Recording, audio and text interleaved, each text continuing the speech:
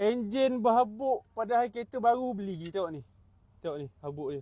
Ni sini. Hei korang ni cubalah jaga sikit keadaan kereta tu kan. Kalau enjin korang ni nampak bersih je, tak ada habuk kan, sedap sikit mata memandang tu. So inilah tips macam mana korang nak bersihkan enjin korang ni daripada debu.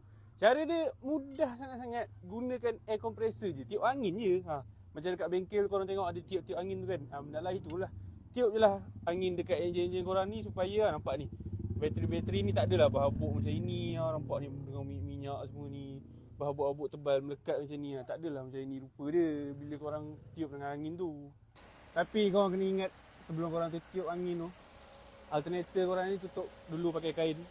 Sebab untuk mengelakkan daripada angin yang korang tiup tu membolehkan habuk-habuk dan kelembapan ke apa ke masuk ke dalam alternator ni. Sebab habuk-habuk yang masuk ke dalam alternator tu boleh menyebabkan alternator korang rosak. Alternator dah lah mahal juga. Okay.